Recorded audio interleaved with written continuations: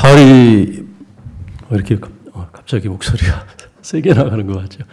파리 증후군이라는 정신과에서 쓰는 의학 용어가 있습니다. 일본 정신과 의사였던 사람이 처음으로 쓰기 시작했던 용어인데, 이 파리 증후군이라는 이 말을 쓰게 된 배경이 있습니다. 1980년대 일본의 경제는 큰 호황을 맞이하게 됩니다. 전례 없는 그런 호황을 맞이하면서 일본 국민들의 소득이 많이 높아지게 되고, 그러면서 해외여행이 붐을 타게 됩니다. 많은 일본 사람들이 생활의 여유가 생기면서 해외여행을 하게 되는데, 그 가운데서 특별히 일본 사람들에게 가장 인기 있었던 해외 여행지는 단연코 프랑스 파리였다고 합니다.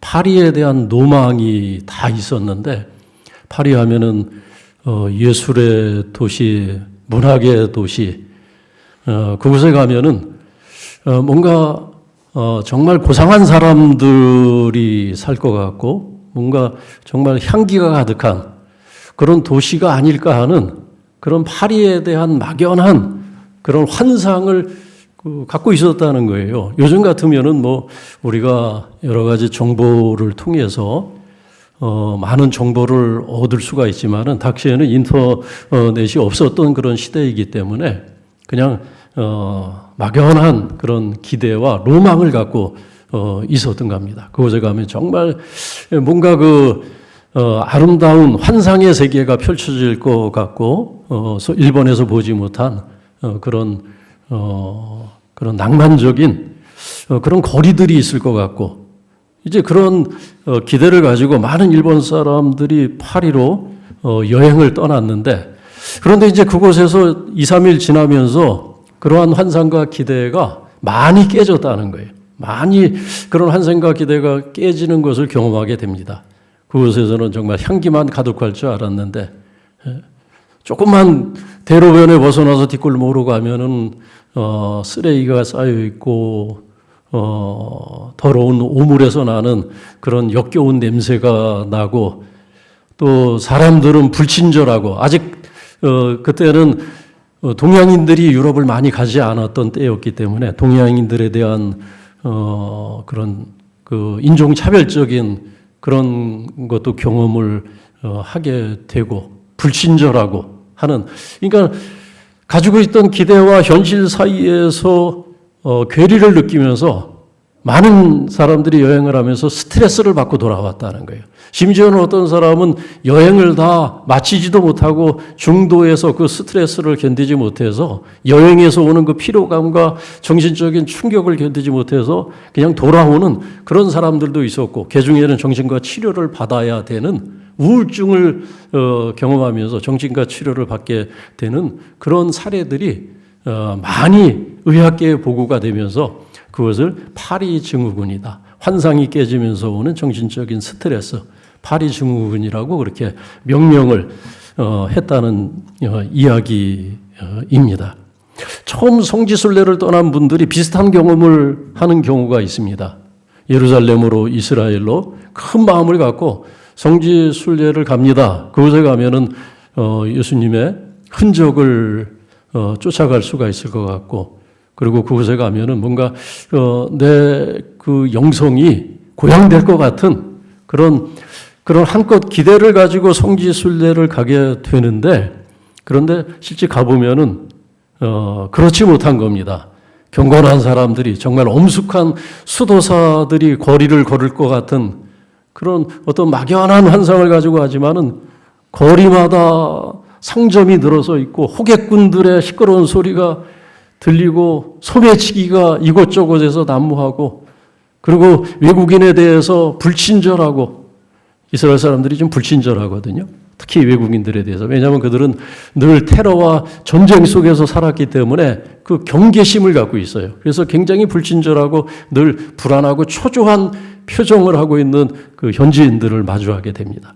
그러면서 그런 현실을 겪으면서 성지순례에서 도전을 받고 어떤 영감을 얻고 오는 것이 아니라 오히려 실망감을 갖고 돌아오는 그런 경우들이 잘 알지 못하고 가면은 그런 경우들이 굉장히 많이 있는 것과 비슷한 경험이라고 할 수가 있습니다. 우리의 기대, 우리가 갖고 있는 환상이 깨질 때가 참 많이 있습니다. 뭐 성지순례를 하지 않더라도 또 일본 사람들처럼 그렇게 어떤 로망을 가지고 여행지를 가서 그 로망이 깨지는 경험이 아니더라도 우리는 우리의 삶에 갖고 있던 기대와 환상이 깨질 때 상처를 받고 그리고 큰 스트레스를 받게 됩니다. 어떤 분들은 그런 스트레스를 견디지 못해서 우울증까지 겪는 그런 경우들이 많이 있습니다. 나는 이것이 길이다 분명히 생각을 하고 확신을 하고 그 길을 열심히 걸어갔는데 나중에 보니까 그것이 길이 아니라 막다른 길이었고 내 앞에는 낭떠러지 같은 그런 절벽만 있을 때 그럴 때도 있고 이것이 답이라고 생각해서 열심히 풀고 씨름을 했는데 그 질문을 풀고 답을 얻었지만은 내 앞에 더 큰 과제가 놓여 있을 때 또 어떤 때는 이 산만, 이 언덕만 넘으면은 그 다음에는 평지가 있겠지 하고 열심히 피지땀을 흘리면서 그 언덕을 넘어갔는데 그 언덕을 넘어서 보니까 더 큰 산이 버티고 있는 거예요. 산 넘어 산이라고 그 앞에 있을 때는 그 조그만 언덕 때문에 그 뒤에 큰 산이 보이지 않았던 겁니다. 그래서 이 산만 넘으면 되겠다. 저 너머에는 평지가 있겠거니 초지가 있겠거니 생각을 하고 열심히 그 산을 넘었는데 넘어서 보니까는 태산이 있는 거예요. 태산이. 이 물만 마시면은 내가 갈증을 해결할 수 있겠지 생각을 했는데 오히려 물을 마셨는데 더 갈증이 심해지는 거예요. 지난주에 이어서 오늘도 등장하는 예수님 앞에 선 이 수가성 여자, 그런 여자입니다. 인생에 끊임없이 갈증에 시달렸던 여자, 자신이 갖고 있었던 꿈과 환상들이 깨지는 그런 경험을 수도 없이 했던 그런 여자가 예수님께서 만나셨던 이 수가성 여자였습니다. 이 여자는 헛된 바람과 나름대로 로망을 갖고 있었어요. 한 가지 로망이 있었는데 그 로망은 어떤 것입니까? 파리의 로망 같은 그런 로망이었습니다. 자신의 내면을 채워줄, 자신의 허전한 마음을 채워줄, 그 갈증을 채워줄 방법을 찾다가 이 여자가 생각한 것은 뭐냐면 좋은 남자 만나면 내가 행복할 수 있겠지. 좋은 남자 만나야 되겠다. 그래서 여러 남자를 만났어요. 처음 만나고 내가 이번에는 좀 내가 생각했던 남자를 못 만났구나 생각을 해서 또 다른 남자를 찾고 하지만은 자신이 기댈 수 있는 남자는 자신의 마음을 채워줄 수 있는 남자는 세상에 없는지 5명이나 만나봤지만은 그녀는 결국 실패하게 됩니다. 세상에 내 공허를 채워줄 수 있는, 내 마음을 채워줄 수 있는 그런 여자, 그런 남자가 세상에 어디 있겠습니까? 내 갈증을 채워줄 수 있는 남자가 세상에 어디 있겠어요? 내가 행복해서 다른 사람이 행복해지는 것이지 내가 불행한데 내가 그 누구를 만나서 내가 행복하겠다. 그 행복을 보장해 줄 수 있는 사람은 세상에 없습니다. 우리가 남자를 만나고 여자를 만났을 때 그것이 얼마나 어려운 일입니까? 서로가 짊어져야 될 책임이 있는 것인데 그 책임은 생각하지 않고 자기 갈증만 생각하고 자기 공허만 생각하고 자기 결핍을 채워줄 남자를 찾고 여자를 만나서 해결을 하겠다고 하는 것. 그 자체가 로망이에요. 그건 파리의 로망입니다. 그야말로. 내가 행복하기 때문에 내가 그 사람을 행복하게 하겠다. 이렇게 만나면은 두 사람이 행복할 수가 있는 것이죠. 그러나 이 여자는 파리의 로망 같은 이성에 대한 로망을 갖고 있었습니다. 5번이나 그 로망이 깨지는, 그래서 그 상처가 더 깊어지고 그녀의 마음속에 그늘이 더 짙어지는 그런 지금 어려운 처지에 있다가 예수님을 만난 것입니다.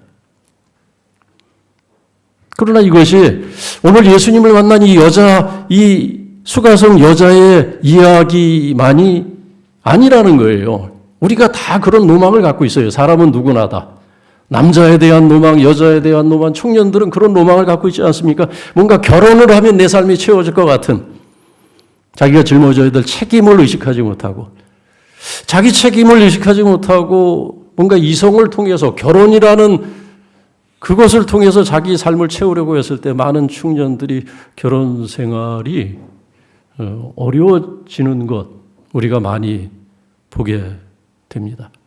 어떤 사람들은 이 여인이 또 그런 문제도 있었죠. 사마리아에 산다고 하는, 예루살렘에 사는 사람들에 대한 피해의식, 열등감. 예루살렘 사람들은 사마리아 사람들을 인정하지 않고, 예루살렘에서 예배드리는 사람들은 사마리아의 예배를 인정하지 않고, 그곳에서 드리는 예배가 무슨 예배냐, 예배는 예루살렘에서 드려야 된다, 그런 얘기를 수도 없이 들으면서 상처받았던 이 여자. 그래서 주님 앞에 그런 질문을 지난주에 우리가 읽었지만 했던 거예요. 주님, 유대인들은 예루살렘에서 예배해야 된다고 하는데 어느 곳에서 예배해야 됩니까? 우리는 그와 같은 생각을 하면서 좀 더 나은 곳에서 살면 내 삶이 채워질 것 같은, 내 자존감이 좀 세워질 것 같은 그런 로망을 갖고 있어요. 그래서 사람들은 점점 상급지를 찾아서 가려고, 이동하려고 하는 그런 욕망하는 욕구들을 다 감추고 있습니다. 또 다른 직장을 얻어서, 더 나은 직장을 얻어서 소득이 많아지면은 내 갈증이 채워질 것 같은 어떤 소유에 대한 로망을 갖고 있기도 하고, 어떤 또 분들은 또 끊임없이 뭔가 지식과 배움에 대한 로망을 갖고 있어요. 내가 좀 더 학위 하나, 자격증 하나 더 갖고 있으면 내 삶이 좀 채워지지 않을까, 내 삶이 좀, 내 자존감이 좀 세워지지 않을까. 그래서 끊임없이 공부하는 분들이 있어요. 끊임없이 세미나 쫓아다니는 경우 있고, 목사들 중에도 그런 분들 더러 있어요. 끊임없이 공부해요. 60이 다 됐는데도 아직도 학교에 적을 두고 있으면서 뭐 세미나라는 찾아다니면서 그렇게 끊임없이 뭔가 찾는, 뭔가 지식을 얻으려고 그렇게 애를 쓰는, 그래서 그 지식이 내게 더해졌을 때, 자격증이나 학위가 하나 내게 더해졌을 때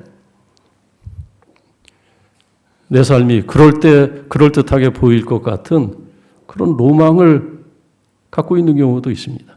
그러나 이 여자가 그랬던 것처럼 그야말로 로망이고 환상이죠. 우리가 살아가다 보면 그것이 다 하나하나 깨지는 경험을 할 수밖에 없습니다. 오늘 본문의 말씀을 보면은 모든 로망이 다 깨어지고 환상이 깨어져서 더 이상 소망을 바라보지 못하고 있던 이 여자, 예수님을 만나게 됩니다. 예수님을 아주 깊이 만나는데, 이 여자가 예수님을 만났다는 것은 그저 예수님의 앞에 섰다는 것이 아니고 예수님의 말씀을 듣고 깨달았다는 거예요. 예수님을 만난다는 것은 어떤 것이겠습니까? 우리가 예수님을 만나야 된다, 그런 얘기를 많이 하는데, 우리가 어떻게 예수님을 그 시공간을 떠나서 예수님을 육신적으로 만날 수가 있겠습니까? 그럼에도 불구하고 예수님을 만난다는 표현을 쓰는 것은 예수님의 말씀을 내가 듣고 깨닫는 것을 말하는 거예요. 예수님의 말씀을 듣고 내가 지혜를 얻고 감동을 받고 감격하고 그 말씀을 통해서 내가 채우지 못했던 나의 허전한 삶이 채워지는 경험을 하는 것, 나의 공허가 채워지는 경험을 하는 것, 내 삶에 끊임없이 내 삶을 덮었던 불안한 것과 근심에서 자유함을 얻는 경험, 말씀을 듣고 깨닫는 것을 말합니다. 여러분, 우리가 앞에서 벌써 한 3달 전에 읽었던 말씀 기억나시는지 모르겠어요. 요한복음 1장에 나오지 않았습니까? 예수님은 로고스라는 거, 예수님은 말씀이라는 거. 말씀이 육신이 되어 우리 가운데 거하시니 은혜와 진리가 충만하더라. 예수님 안에 은혜와 진리가 충만합니다. 율법은 모세로 말미암아 왔으나 은혜와 진리는 예수 그리스도로 말미암아 온 것이라. 요한복음 1장 14절 17절 말씀. 예수님을 만난다는 것은 무슨 의미냐? 예수님의 말씀이 내 마음에 와닿는 것을 말해요. 내 마음에 와닿아서 내 삶을 변화시키고 내 삶이 채워지는 경험을 하는 것. 내가 붙들려 있는 헛된 망상과 헛된 로망에서 자유함을 얻는 것. 내가 붙들려 있는 근심과 불안과 두려운 곳에서 자유함을 얻는 것. 말씀을 통해서. 그것이 예수님을 만나는 겁니다. 그런 의미에서 이 수가성 여인은 깊이 이날 예수님을 만나게 됩니다. 내가 주는 물을 마셔라. 이 우물에서 길른 물은 마셔도 또 목마르거니와 내가 주는 물을 마시는 자는 영원히 목마르지 아니할 것이다. 영원히 목마르지 않는다는 것은 무엇을 얘기하겠습니까? 이 여인이 가장 갈망하던 거예요. 예수님의 그 말씀을 듣고 이 수가성 여인은 크게 감동을 받고 그리고 그의 마음과 그의 삶이 완전히 달라지는 경험을 하게 됩니다. 이 여자가 예수님을 깊이 만났다는 증거를 오늘 말씀에서 여러 가지로 우리가 찾아볼 수가 있습니다. 먼저는 28절 말씀 보니까는 이 여인이 예수님의 그 말씀을 듣고 내가 주는 물을 마셔라. 그러면 목마르지 아니할 것이다. 라는 이 말씀을 듣고 28절 말씀 보니까는 물동이를 버려두고 동네로 들어갔다는 거예요. 물동이. 이 물동이는 뭐 하는 겁니까? 물동이는 우물에서 물을 길어서 그 물을 담아 가져가는 그런 도구입니다. 삶의 수단이에요. 삶의 수단. 매일 이 물동이를 두고 그 우물을 찾아왔을 겁니다. 이 물동이는 그녀의 일상적인 삶을 의미합니다. 늘 반복되는 삶의 심볼이 이 물동입니다. 그런데 그것을 버려두었어요. 그의 일상에 큰 변화가 있었다는 것을 얘기하는 거죠. 그녀의 일상에 이런 변화는 없었습니다. 물동이를 버려둘 만큼 그렇게 도전을 받은 적도 없고 그렇게 뭔가 중요한 것을 발견한 것도 없었어요. 늘 물동이를 들고 왔던 길을 늘 반복하면서 살아온 다람쥐 쳇바퀴 돌듯이 우리가 늘 그런 삶을 사는 것처럼 늘 아침에 일어나서 아침 먹고 또 한낮에 산책하다가 오후에 누군가를 만나고 차를 마시고 저녁을 먹고 TV 앞에서 드라마 한두 개 보다가 또 잠을 자고 늘 반복하는 그러한 삶이 당연한 것처럼 그러면서 그렇게 살아가면서 우리의 영혼의 갈증을 다 감추어두고 허전함을 감추어두고 그것이 최선인 것처럼 살아가는 우리의 일상적인 삶이 바로 그 물동이라는 것이 의미하는 그런 우리의 삶의 내용입니다. 그런데 그것을 버렸다는 거예요. 그것은 무슨 얘기겠습니까? 그녀의 일상적인 삶에 큰 변화가 예고되고 있는 것입니다. 그 물동이보다 더 중요한 것을 발견한 거예요. 그의 일상을 깰 만큼 그의 일상이 어떤 것을 포기해도 될 만큼 우리가 늘 중요하게 생각하는 그런 것들이 있지 않습니까? 어떤 관계들, 동호회들, 우리의 삶의 취미들, 우리가 붙들고 있는 늘 반복하지 않으면 안 될 것 같은 그것을 버린 겁니다. 예수님을 깊이 만난 결과이고 예수님을 깊이 만난 증거라고 할 수 있습니다. 또 28절 말씀 보면 동네로 들어가고 사람들을 만났어요. 그리고 사람들에게 말했습니다. 사람들에게 이르되. 얼마나 큰 변화입니까? 여러분 지난주에 읽었던 말씀에 보면은 이 여자가 물동이를 쥐고 우물에 찾아갔던 시간을 정확히 기록하고 있는데 6시라 그런 겁니다. 이스라엘 사람들은 하루 24시간을 12시간으로 계산했기 때문에 12시, 6시는 난 12시를 말합니다.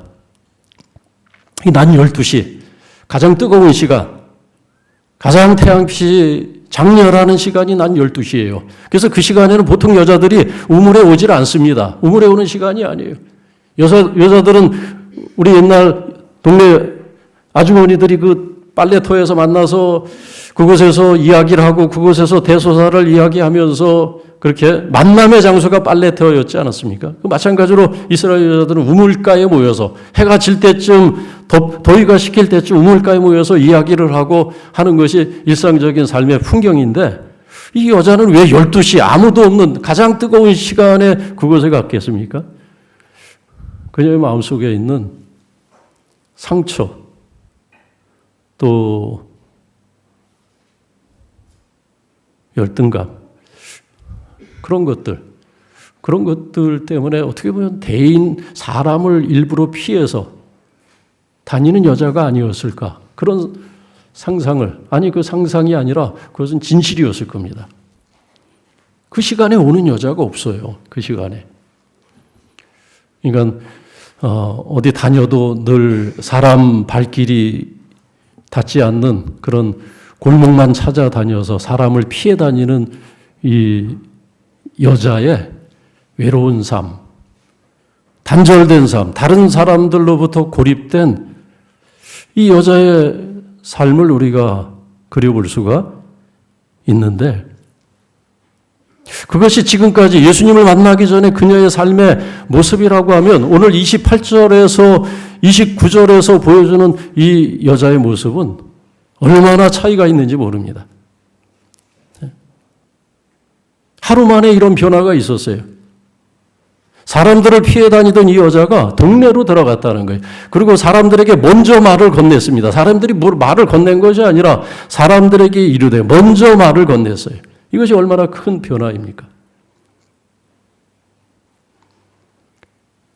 어떤 때 우리는 먼저 말을 하는 것이 얼마나 번거롭고 성가신 일인가를 느끼면서 다른 사람들 관심을 끊고 그렇게 우리가 살아갈 때가 있습니다. 심지어는 교회 안에서도 그래요. 교회 안에서도 뭐 다른 사람들 별 관심 없이 그냥 혼자만 왔다 갔다 하는 그런 경우들이 있을 수가 있습니다. 큰 교회일수록 그런 현상들이 더 뚜렷합니다. 아니 그런 성향들 때문에 또 많은 사람들이 큰 교회를 선호하는지도 모르겠어요. 큰 교회 가면은 다른 사람 신경 쓸 것이 없어요. 네. 그러나 우리가 예수님을 만나게 되면은 그렇게 살아오던 것이 우리의 습관이고 우리가 편한 쪽이었을지 몰라도 우리가 정말 주님을 만나게 되고 주님의 은혜로 우리의 삶이 채워진다면 설사 내가 지금까지는 그랬더라도 먼저 다가가게 됩니다. 먼저 다가가게 되고 먼저 말을 건네게 되고 먼저 호의를 베풀려고 하고 친절을 베풀고 근데 우리가 그렇게 못하는 것은 왜 그렇습니까? 우리 마음에 상처가 있기 때문에 그래요. 나쁜 경험들이 쌓여있기 때문에 그렇습니다. 내가 먼저 말을 건넸다가 내가 거절당하면 어떡하나. 내가 먼저 마음을 열었다가 저 사람이 마음을 열지 않으면 어떡하나. 상처받는 게 두려운 거예요. 거절당하는 것이 두려운 겁니다. 여러분 이 여자가 예수님 만났을 때 예수님이 처음에 먼저 말을 걸어오지 않으셨습니까? 그때는 예수님이 먼저 말을 하셨어요. 말씀을. 물을 좀 달라. 근데 이 여자의 마음속에 그늘이 있었기 때문에 상처가 있었기 때문에 톡 쏘는 말을 하죠. 어찌하여 나에게 물을 달라 하나이까. 예수님께서 그렇게 정중하게 부탁을 했으면 그냥 선뜻 물 한 바가지 떠서 주님 앞에 드리면 될 것을 이 여자가 하는 말이 뭐냐면 톡 쏘는 말을 해요. 유대인인 남자가 왜 내게 물을 달라고 합니까? 하면서 그 쌓인 상처에서 나오는 가시 같은 말을 한마디 툭 내뱉게 됩니다.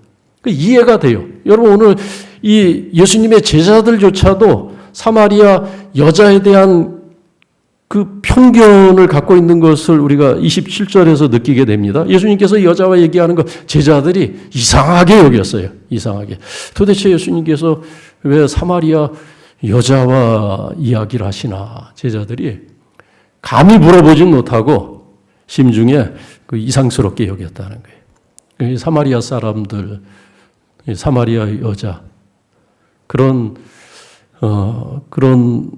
그 유대인들, 예루살렘 사람들, 저 남쪽에서 온 사람들, 북쪽 사람들에 대한 차별과 편견, 그런 쌓인 분노의 감정, 상처 그런 것들이 그냥 고스란히 남아있다 보니까 주님께서 그냥 평범하게 말 한마디 건넸는데도 거기에 정상적인 반응을 하지 못하는 거예요. 그냥 툭 쏘는 말이 나오는 겁니다. 그런데 예수님을 만났어요. 주님의 말씀을 듣고 자기를 보게 됩니다. 자기의 로망이 깨진 건 내 인생이 왜 이렇게 공허하고 피곤하고 갈증이 심한지, 자기가 어떻게 이 5명의 남자들과 실패를 했는지, 5명의 남자들과 결혼을 했지만은 그 5번의 결혼이 왜 실패로 끝날 수밖에 없었는지 깨달으면서 영원히 목마르지 않는, 한 번 마시면 영원히 다시는 갈증을 느끼지 않게 되는 그 비밀에 대해서 눈을 뜨고 나니까 한순간에 그녀의 마음속에 있는 그늘이 사라진 거예요. 여러분, 사람이 바뀌는 것은 오랜 수련과 무슨 공부를 통해서 바뀌어지지 않아요. 절대. 한순간에 바뀌어지는 겁니다. 한순간. 예수님의 말씀, 하나님의 말씀 하나에 사람은 깨어지고 사람은 변화되게 되어 있어요. 근데 우리가 평생 그 한 말씀을 받지를 못하는 거예요. 평생 그 한 말씀을 우리가 듣지를 못하는 겁니다. 여러분, 이 여인은 예수님의 그 한 말씀에 자기의 삶이 무너지고 자기의 삶이 채워지는 것을 동시에 경험을 하니까 한순간에 사람들 속에 달려가는 거예요. 이제는 사람들에게 말하는 것이 너무나 편한 거예요. 사람들에게 먼저 마음을 여는 것이 너무나 쉬운 일이 되어져 버렸습니다. 전에 사람들에게 말 거는 것이 너무나 힘든 겁니다. 사람들에게 다가가는 것, 한 걸음 다가가는 것이 늘 이렇게 거리를 두는 거예요. 안전거리를 두고 누구도 내 이 반경 안에 들어오지 못하게 하고, 어떤 분들은 다가가면 뒤로 주춤하고 물러나는 경우가 있어요. 마음이 다친 분들은. 여러분도 그런 경험하죠. 나는 다가가려고 하는데 뒤로 주춤주춤 아무리 가까워지려고 해도 가까워지지 않는 그런 분들이 있어요. 내가 그럴 때가 있어요. 내가. 우리 자신이 그러지 않나 한번 확인해 보세요. 예수님의 말씀을 받아야 됩니다. 받으니까 바뀌잖아요. 먼저 다가가고, 먼저 마음을 열고, 먼저 말을 건네고. 그런 공동체가 우리 분당영진교회가 되어야 할 줄로 압니다. 29절, 39절의 말씀 보니까는 이 여인의 변화를 또 우리가 깊이 보게 됩니다. 예수님을 증거합니다. 와보라. 그리스도가 아니냐. 이는 그리스도가 아니냐. 이 여인의 한마디 증거 때문에 많은 사마리아 사람들이 예수를 믿었다고 기록하고 있습니다. 39절에. 그 사마리아 사람들이 예수님에 대해서 들어본 적이 없는데, 알지를 못했는데, 왜냐하면 예수님이 지금까지 사마리아에 오신 적이 없었기 때문에 사마리아 예루살렘에는 그 사이에는 너무나 높은 장벽이 있어서 예수님에 대한 소문이 그 북쪽까지 가지를 못했어요. 근데 뜻하지 않게 이 한 여자, 이 여자를 통해서 예수님을 소개받게 됩니다. 그리고 그들은 더 말씀을 받기 위해서 청하여서 주님께서 그 사마리아에 이틀을 더 유하시면서 주님의 말씀을 듣게 될 때 예수님의 말씀으로 인해서 뭐라 그랬습니까? 많은 사람이 믿었다는 거예요. 더욱 많은 사람이. 41절 말씀 보니까. 그래서 사마리아 사람들이 하는 말이 뭐냐면, 우리가 처음에는 네 말을 통해서 우리가 믿음을 가졌지만 우리가 예수님의 말씀을 직접 듣고 친히 듣고 우리가 확신하게 되었다는 겁니다. 이제 어설프게 우리가 아는 것이 아니라, 어설프게 믿는 것이 아니라 우리가 확신한다니, 참으로 아멘입니다. 이것은 아멘. 우리가 주님의 말씀에 아멘하게 되었다는 거예요. 그 예수님을 진정으로 만났다는 겁니다. 그가 구주신 줄을 우리가 확신하게 되었다. 구주신 줄을 확신하게 된다는 것은 뭡니까? 예수님이 우리 인생의 답이라는 것을, 길이라는 것을, 우리의 모든 문제가 이분을 통해서 해결되고 우리를 묶고 있는 모든 것에서 우리가 자유를 얻는 것, 속박에서 벗어나는 것, 그 답이 예수님이라는 것을 우리가 알고 확신하게 되었다라는 이야기입니다. 2주 전에 아내가 하는 말을 듣고 제가 뜨끔하고 정신이 번쩍 났던 적이 있어요. 제 아내는 자기가 그 말을 했는지도 잘 모를 수도 있어요. 제가 속으로만 생각을 했기 때문에, 근데 속으로 뜨끔했어요. 그리고 아차 싶은 생각을 했습니다. 무슨 얘기냐면은 어떤 지인이 찾아와서 그날 오후 시간을 같이 보냈습니다.